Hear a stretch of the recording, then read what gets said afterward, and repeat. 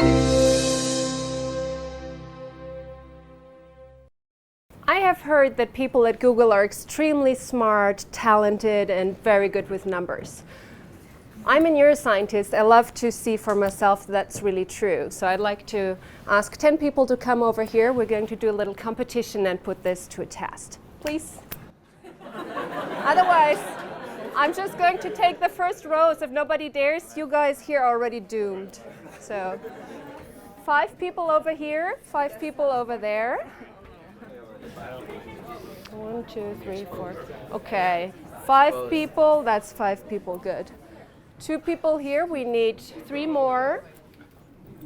Okay, here's what we're going to do.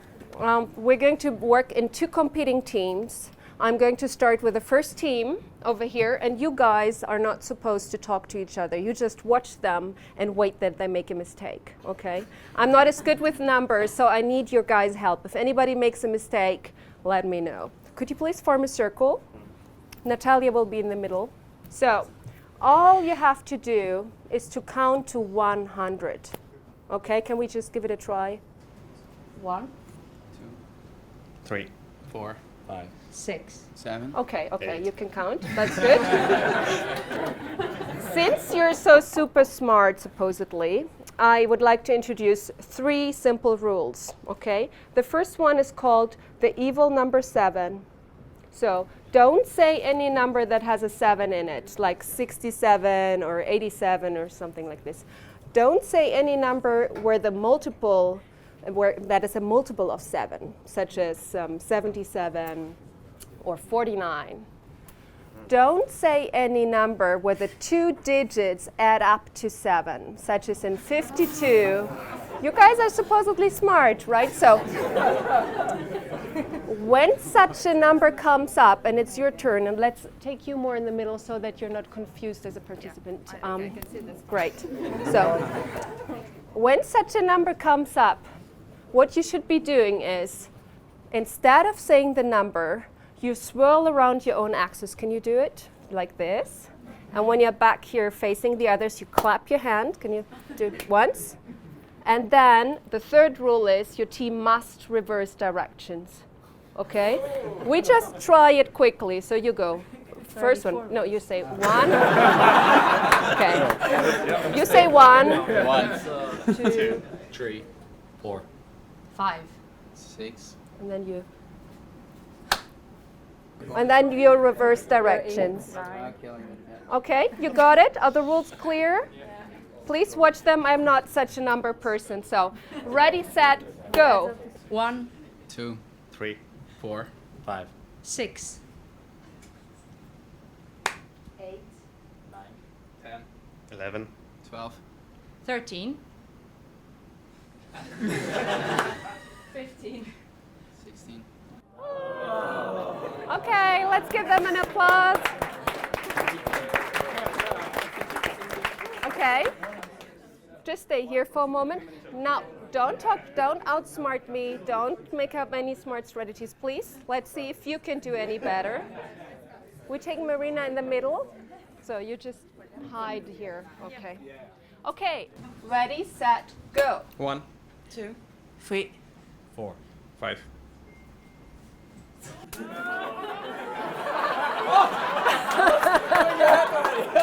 Okay. I think you can all go back to your seats again. So what did we just experience here? Why was it so hard to count to 100? And why would that matter to you, right? Who cares if they can count to 100? I will tell you why. I will give you a closer look at how the brain works to understand what just happened, and also to help you understand how you can use that knowledge to improve your performance. Okay? At any time, feel free to interrupt me and to ask questions. I love questions, and I love to be challenged. So if something is unclear or you have a little question, just raise your hands and you will get a microphone and you can ask right away. So don't wait to the very end. I'm flexible. So use the possibility to ask right away. So if this is a head, And you can see it from the side with the eyes here. And this is your brain. There's a part of the brain called the prefrontal cortex, PFC. That's the part of the brain that makes you successful. That's the part of your brain that you use for complex decision making, rational thinking, planning ahead for the future. That's what you need in order to be a high-performing person.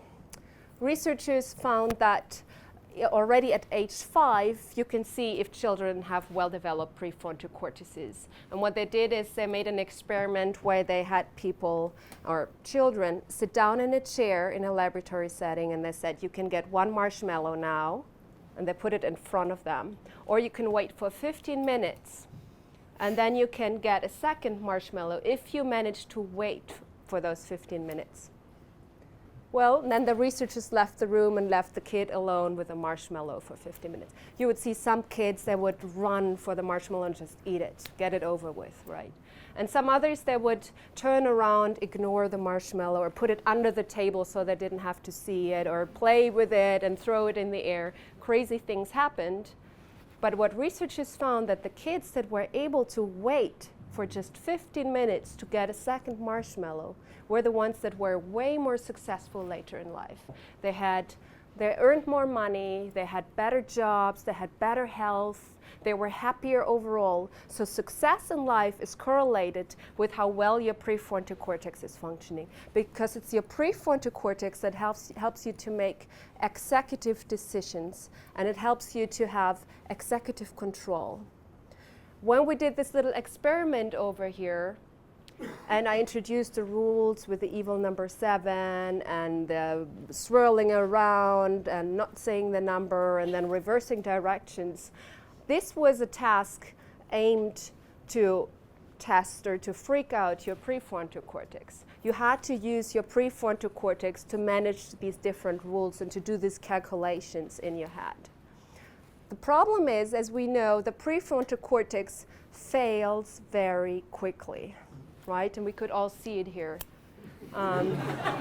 So we like to think of ourselves as rational beings. We think that we're so smart and we're always in control of things and we're so rational, but that's not how our brains work. But in order to be successful in life and in order to be innovative and in order to create new ideas and to be high performing, you will need your prefrontal cortex.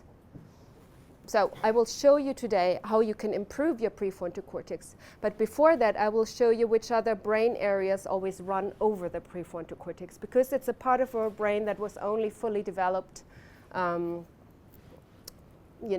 age 18 or 21. For you, maybe some of you guys here don't even have a fully developed prefrontal cortex yet. If I look at the audience, it's a part of our brain that is the newest from an evolutionary perspective, and it's also the one that takes longest to grow. So, I have 5 kids at home under the age of 6, and they do crazy stuff, and I stay relaxed because I know it's just that their prefrontal cortex is not working fully yet. So, which other brain parts run over the prefrontal cortex? There are many other areas that influence it, but I'd like to highlight one today that we could see in our little exercise and that really determines much of what's going on in our lives. It's a part of our brain called the basal ganglia. What are the basal ganglia? That's where your habits are stored. That's where your mindsets are stored. That's where your belief system is in. So if you think that Brexit is a good idea or that voting for a certain political party is a good idea, that's probably stored in your basal ganglia in your brain. When you have lots of experience, it goes into your basal ganglia. If you think about the little game we did, it aimed also at your basal ganglia, because what did you do that you learned at age 2 or 3 or 1? Counting. All of you know how to count, and the better you know how to count, the more it is represented in your basal ganglia. And once something is in your basal ganglia, you don't get rid of it anymore. Once you know how to ride a bike, or once you know how to count, you can't unlearn it. Once it's there, you're stuck with it, okay? And it will overrule everything else in your brain. So you need to be aware also of habits you create because they can be very stubborn. To illustrate this, if you think about it, the first time you learned how to drive a car, maybe at your first driver's lessons, that was really something that required a lot of attention. You had to focus on the wheel, you had to focus on pushing the brakes, you had to focus on shifting gears. There was a stop sign. Oh, there's my driver's teacher is talking to me. Oh, what a distraction, right? You're totally getting shivering. This is because you drove with a part of the brain called the prefrontal cortex. You had to use your prefrontal cortex for driving because you had to think of all the rules. And that's something you had to do consciously. So you did have to pay a lot of attention to that process. Later on, a couple of years later, you drive with your basal ganglia. You can probably, get up in the morning, half asleep, and get yourself to work in your car. I'm not suggesting that's a good idea. I'm just saying you probably do a lot of things while you drive. People talk on the phone, people talk to the person sitting next to them, people eat on their car, people put on makeup in their car, people text while driving, and that leads to a lot of mistakes. But you can get from A to B without even noticing what you did because it's in your basal ganglia. The brain is a lazy couch potato. It likes to make things easy for it. Whatever you do with the prefrontal cortex takes up a lot of energy. There's something that psychologists call ego depletion or decision fatigue. After a long day of heavy thinking and paying attention to things, you're just done with it, right? You don't want to think anymore. You just want to watch Netflix or something like this. You have used up all your willpower at the end of a long day. So the prefrontal cortex is not an unlimited resource. It's a resource that gets depleted easily, that gets distracted easily, and that gets run over by other parts of the brain very easily. Okay? So today I just wanted you to not just talk about the prefrontal cortex, but to make you experience how easily it gets knocked out. So if you want to be successful in life, and if you want to be successful at your jobs and high performing, you need to find ways to make the prefrontal cortex function properly. And there's 3 things we need in order to in order to make our prefrontal cortex happy. And these are the things I would like to show you today. Are you ready for that? Yes. Okay. So here it goes. If this is performance, and I don't mean, how much money you make or if other people think you're smart or, things like that. I'm thinking about how high performing is your individual prefrontal cortex at this given moment. Okay, so this is measuring performance of your prefrontal cortex over here. And here we have stress level. Basically, here you would say you're in a coma sleep, and over here you would be close to panic attack. And in between, there's many different circumstances and situations you could be in. Usually, let's say somebody here calls you up and says, we have this new initiative at Google. We don't know yet if we're going to go through with it. It's just a new idea. Maybe next year we're going to have a meeting about this, but we don't know yet who's going to sponsor it. So could you please put together some PowerPoint presentation for this and some ideas? Doesn't sound very good, does it? So you're going to sit at your desk and you're probably going to clean up your desk and procrastinate and do other things, but your highest performance will not be on this job. This is true for all kinds of routine jobs, such as doing your expenses or checking your emails. You can do a lot of things just with your basal ganglia, right? You will just go through the motions, no effort required. And the performance of your prefrontal cortex will be very low. So now let's imagine that you're supposed to give a presentation in front of your CEO. I know you have your Christmas party tonight, and you now receive an email this very moment telling you, why don't you give a spontaneous speech tonight presenting, your latest results at work? We'd love to hear more about this. It should be 5 to 10 minutes, and just prepare something really fun and energizing for people, engage them, and afterwards we're going to rate you, and this will influence the bonus you get. Okay, something like this, their chances are that your performance is going to be down here because you might be so sweating and terrified. Everybody's watching you, all eyes on you, okay?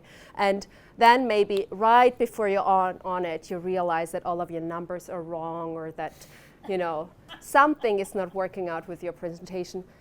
When we are under an extreme stress, okay, when we're experiencing stress, our prefrontal cortex shuts down. This is what happens. Your brain will go into fight, flight, or freeze, and this will lead to the fact that our brain just shuts down. Not all parts of the brain, but the prefrontal cortex will shut down because from an evolutionary perspective, if you have to fight a bear in the forest, you don't want to think of 10 different creative solutions of how to fight a bear. You can either fight or flight or freeze and hide under a bush or something like that. So under stress, the prefrontal cortex shuts down. When we're very bored, our prefrontal cortex does not feel motivated to work. And then in both cases, it's your basal ganglia doing the job. When we are bored, we just go and click into our habits. We do the things we always do. We go through the motions. Other people might even think you're performing well. Because if you have good habits, then you can go through a lot in life just with your basal ganglia, right? It all depends on what kind of training you had and what's in there. If you're very stressed, your brain will also rely on your basal ganglia. Because your prefrontal cortex does not work properly anymore, then you also have to rely on instincts. That's why in professions like firefighting and the police and medical doctors who work in emergencies, they train people a lot. Psychologists call this overtraining, overlearning, because they want to make sure that people have the right kind of action stored in their basal ganglia. So in the military, for example, you train how to pull the trigger 100 million times so that when the emergency situation comes up and your prefrontal cortex shuts down, you know exactly what to do and you make that decision within milliseconds. Because the prefrontal cortex is slow, but your basal ganglia are quick. And they work without you not even noticing. They just go on autopilot. Okay, but this is where you want to be with your prefrontal cortex, right? If you want to be innovative, if you want to come up with new ideas, if you want to create something new and exciting in your company, you have to engage your prefrontal cortex. As you can see, there's an inverse due correlation between stress level and performance. If there's too little stress, you will just do business as usual. People might even go into bore out. People love what you do. You might get compliments for your work, but it's a bit boring and irrelevant. And you just do it, but it's, you know, nobody cares about your work. And over here, you might have a situation with too many deadlines, too many people wanting stuff from you, bad bosses who, you know, follow after you and give you bad feedback all of the time. Things like this can really wear down your prefrontal cortex. So how can you get up here?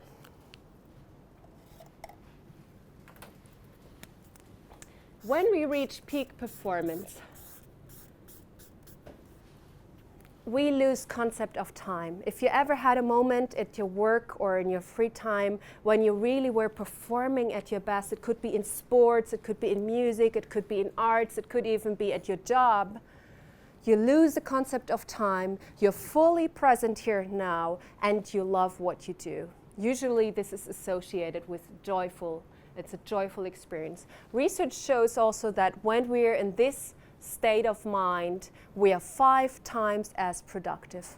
5 times as productive, that's a lot. You could save a lot of time if you know how to get there whenever you want it, whenever you need it. Rather than spending most of your time here or here, for your most strategic task, for your most important decisions, for the things that truly matter, you should know how to get here.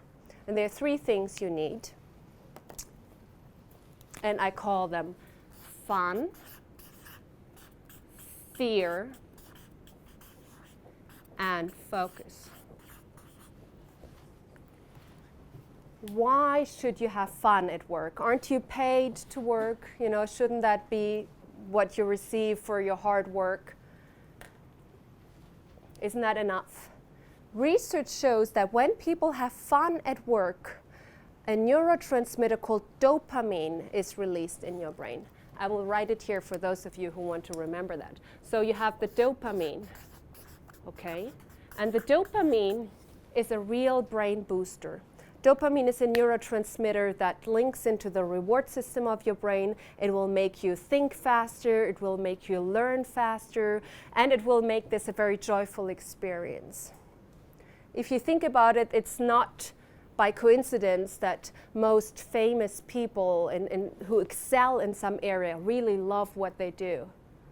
Because when you're really good at something, then dopamine is released and it makes it even better. So if you want to have more fun at work, this is not just about having free food and all of the gadgets you enjoy here at Google or the after work party kind of fun you're going to have tonight. It's more about, do you truly love what you do? Are you really good at what you're doing? You know, fun related to the task that you perform every day. So my advice to you would be to find a job where you can be really the best in class, not something where you're kind of doing okay-ish. Seek something where your talents can shine, and then you will get bursts of dopamine that will help your brain to perform much better. Other ways to get more dopamine are to, for example, work with surprise and novelty. Every time we get surprised, our brain releases dopamine. Every time something new happens, our brain reacts by eliciting dopamine. So the little exercise we did here a few minutes ago, I also did this in order to get you out of a rut. You come to listen to a talk, but I wanted you to also do something you didn't expect to be doing, because this will give everybody a burst of dopamine and it will make you retain better what I tell you today. Jokes are a good way to get dopamine burst. When people laugh, the brain releases dopamine. So if you want people to learn well and to perform well at work, it might pay off to have somebody really funny at the team. Maybe somebody not really high performing, person not so. I'm serious. Funny people boost everybody's performance. So, you know, if you have this fellow who's not adding much value but making jokes, keep that guy on the team, okay? From a brain perspective, laughs really boost performance. So that's the fun. The second thing is the fear. I don't know if you have experienced that, but I have a friend and she went to a Bob Dylan concert, and what happened is that she hated it. Why did she hate it? Because he was playing new songs she never heard before. She wanted to hear the songs that she knew and loved to sing along, and instead he was going totally experimental on stage, and she said, I didn't know the stuff he was singing, it was okay. Why did Bob Dylan do this? He was upsetting his audience. Nobody loved the concert. People hated it. Well, otherwise I guess he would have been bored to death. If you're Bob Dylan and you've been doing the same thing for 40 years, you don't want to play the same songs. It goes out of your ears. Your ears will explode if you hear that song one more time. I don't know, I'm not Bob Dylan, but I guess that's what was going on in his mind. You need to try new things. You need to push the boundaries. Most people, when you ask them, how can you reach best performance, they say, this happens when the challenge meets your skill set. No, that's not true. This happens when the challenge exceeds your skill set. You need to be slightly over-challenged. Okay, find a job you really love and then push yourself to the boundaries. Get over the top. Do things that are a bit too difficult for you. Do things that are a bit scary. If you're never scared at your job, something's wrong with you. You need to be sometimes a bit nervous. You need to try new things. You need to experiment. If you're always staying in your comfort zone, your brain will react by going into your basal ganglia. Because when we have a slight level of fear, our brain releases a substance called noradrenaline. And noradrenaline is a positive stress hormone. Okay? Noradrenaline. Might not be the prettiest flip chart you guys have seen, but so here it is for those of you who want to write it down. So you need the dopamine, but you also need the noradrenaline. When there's no challenge, when there's no deadline, when nobody cares about what you're doing, you will underperform. you will go into basal ganglia mode. So push yourself. If you find yourself too comfortable in your role, you might want to quit your job or go on a job rotation or try something new. If you're getting too comfortable, you will go into bore out. And your brain will think, why should I engage my prefrontal cortex? It costs me a lot of energy and attention to engage my prefrontal cortex. The brain will only do it when it's really necessary. And if there's no challenge, if there's no fear, your brain will not go through all of this effort. So you need to be slightly over-challenged to achieve that. Yes, a question? Regarding the fear and the stress, well, I'm not an expert in this issue at all, but that hormone is a good one when we are a bit nervous or with fear, but is it associated also with cortisol? Like it happens at the same time, and is it, because I've heard that cortisol is not that good for your performance, so then I would like to know your opinion about that. Yeah. Like, cortisol is also helpful, but it's not a good thing. Cortisol is a negative stress hormone. So what happens with cortisol is that if you have that over a longer period of time in your body, you will go into burnout. A part of your brain called the amygdala, which is processing negative information, will grow. Your prefrontal cortex will shrink. Your hippocampus for learning will shrink as well. So cortisol has a very damaging impact on our brain. But when is cortisol released? Cortisol is released when there's chronic stress over a longer period of time. So let's say you have an awful boss who treats you badly. If you live in a dysfunctional relationship, if you go to your job every morning and you feel that you hate it, that will give you a level of cortisol. Or when you feel so overstressed that you can't sleep anymore, it's the cortisol hindering you to go to sleep. Noradrenaline gives you a positive push, okay? So it gives you a kick. Cortisol will slow things down for you. So this is the matter of whether it's a short-term stress. Here I'm speaking about short-term stress, which is good, or whether it's a long-term stress. And then the number one protection factor for cortisol is actually autonomy. If you think about it, big bosses in large organizations, they work many hours, but they're not as stressed as the people at the bottom who maybe work 9 to 5.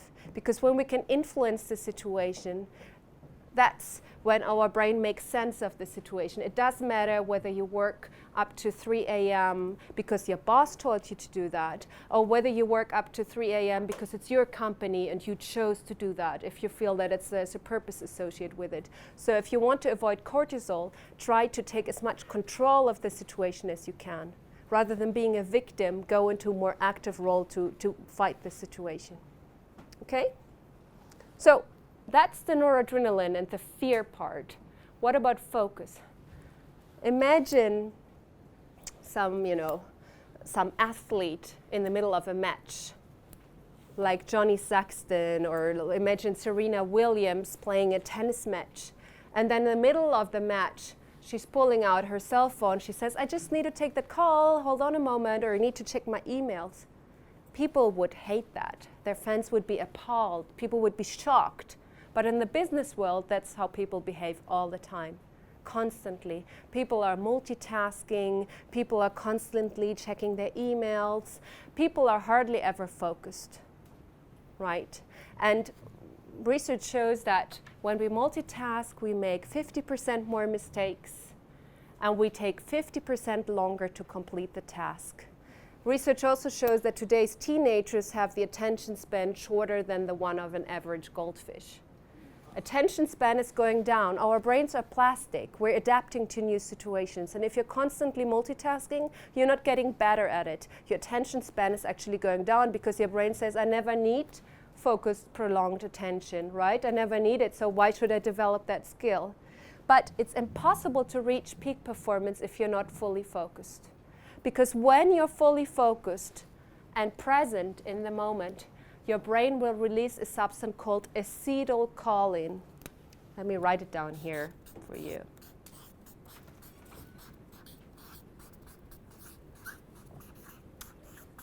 As we saw in the little exercise we did in the group this morning, you really had to focus on keeping the 7 out of the game, right? You really had to focus on these complex calculations. Your prefrontal cortex will only work when you're fully focused. It requires attention. It's impossible to get into flow if you're not focused. So what should you do about it? I mean, there's many ways to go. One of them is, for example, to eliminate distractions from the onset, because our prefrontal cortex is a limited resource. If you're going to spend all of your energy suppressing the urge to check your phone, let's say it's on your desk while you work on something, and then you just read a book that told you that multitasking is bad, and then you decided to check it less, you're always going to look at it and think, no, okay, I check it later. Get rid of it, okay? Put it somewhere else. I know that many executives are now doing what is called a meeting of one. When we get in a meeting with other people, we always schedule time, we turn off the phone, we don't check, we really focus on that meeting. But you should be just as critical, rigorous when you have a meeting with yourself. If you really have to put an important presentation together, if you really have to solve an important question, take some time, block your door, don't let people walk in on you. I don't know if you have an open office policy or something like this. Put something in front of your door so that nobody can get in. It's nice to be social, but research shows that when people have too much open office spaces, collaboration and communication actually decreases. You think it would go up, but it actually goes down because people are hiding, because it's impossible to focus if you constantly have your colleagues in your ear. So find a way to truly focus on your work. But I would like to let you in on a little secret. Most books will tell you that eliminating distraction is the right way to improve focus, or that you should go to a mindfulness training course and learn meditation and do yoga, something to train up your inherent ability to focus. That's good, but it's not really working because people know that multitasking is bad and they keep doing it anyhow. Why do they keep doing it anyhow? Because we're addicted to our phones. If you think about it, every time you get a new email or something happens through social media, your brain thinks, oh, there could be something new and relevant going on. I need to check that out. And then you get a burst of dopamine and you get a burst of noradrenaline because there could be something relevant for you. And when we are bored at work and a little tired and a bit, not fully motivated, you might just as well pick up your phone to see if something new is going on in order to get a quick burst of dopamine. Or when you're very stressed and you want to escape from that situation, your phone could be an escape strategy rather than focusing on what's going on around you, you focus on your phone. And what happens is that every time a new email comes up or something new happens, you get these bursts of dopamine and they link into the reward circuit in your brain and you get addicted to it. And you need more and more and more. As you can see in teenagers, drug use has gone down, but phone use has gone up. So it's the new drug. Basically in the brain, multitasking and the use of mobile devices is treated like an addiction. If you look at people's brain while they're looking at their phone, it's like a brain in love or a brain on drugs. So I would to invite you to create a work environment that is more fun and where you have the right level of fear, and then focus will come naturally. Pay attention to that. You will see that these things are correlated to each other. When you have fun at work and when there's truly something at stake, when it's challenging, your focus will be there immediately. Yesterday I had a session with executives and they were working on glass. We first wanted to do a fire walk, but then the university building wouldn't allow that. So then we did a glass walk on real, it was 70 bottles of glass shattered, 70 bottles of wine shattered on the floor, and people were walking over it barefoot. Nobody was multitasking while doing that. Everybody was focused. Trust me, I've seen people, everybody was really paying attention while walking because you don't want to hurt yourself, so you have a certain level of fear. And it was kind of fun because it was new and unexpected, not something you do every day, right? Well, let's walk on glass today. So people had fun, people had fear, and everybody was focused. We didn't even have to tell people to focus. Focus just happened. So if you find yourself having trouble with focus, improve the level of fun, improve the level of fear, and it will come naturally. Thank you.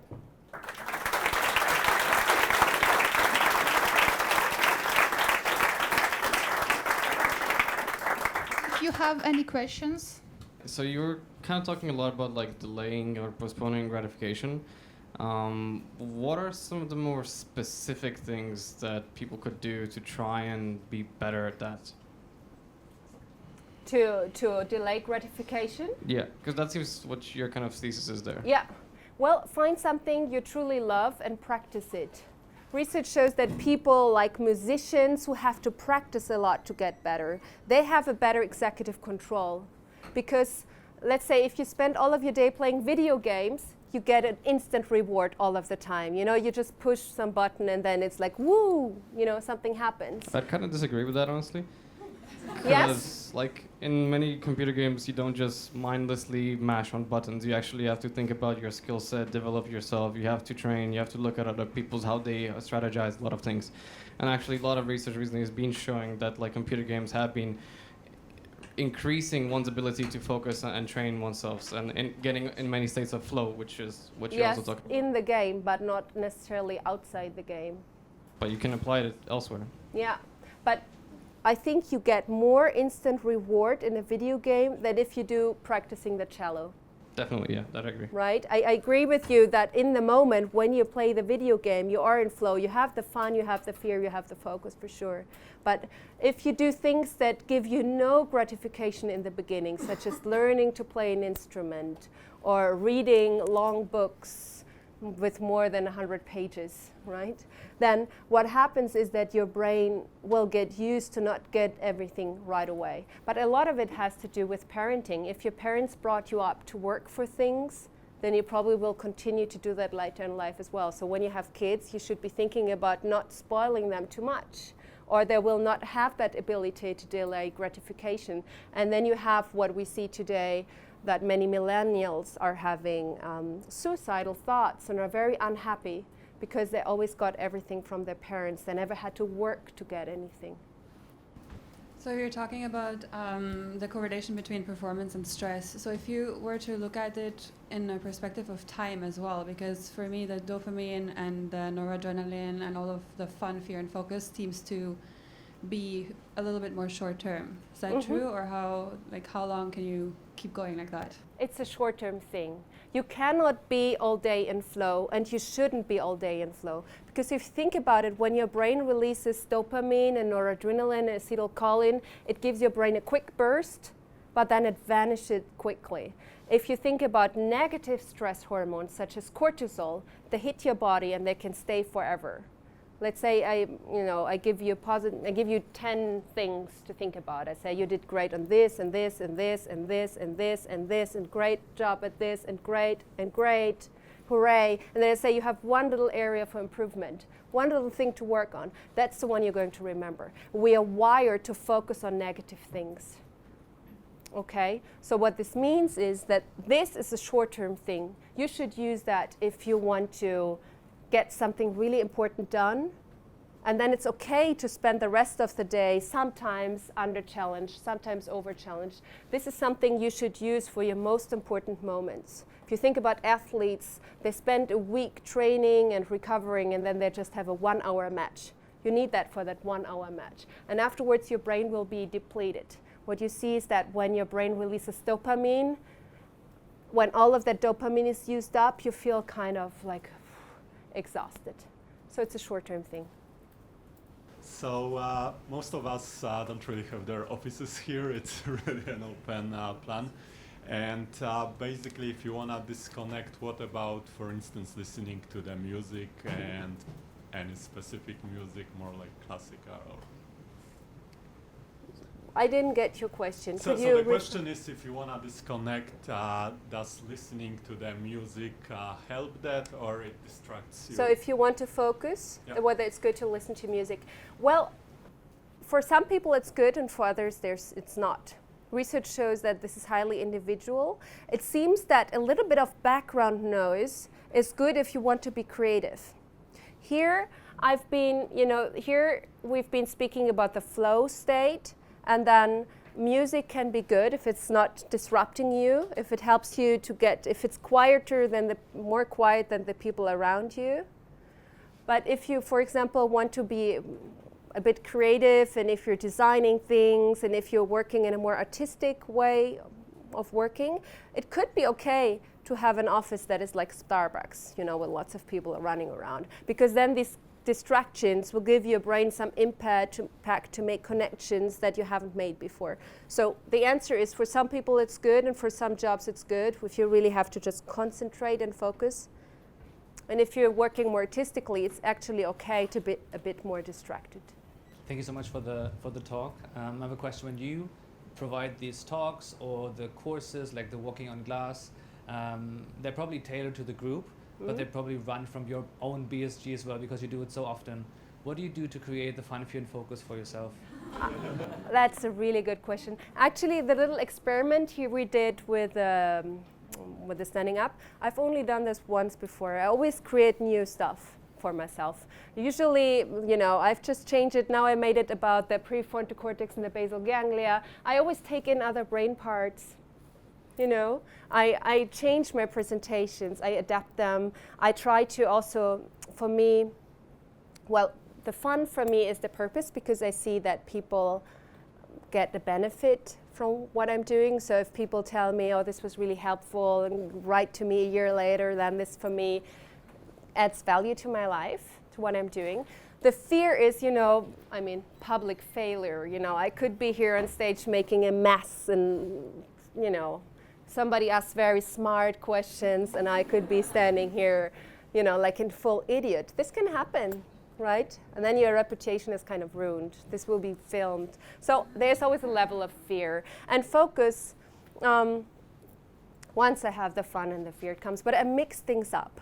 And as it happens for me, my engagements get bigger. I get more speeches with more people there, more than thousands. I started out with small groups, and now I get these sometimes big things where I have to design something new.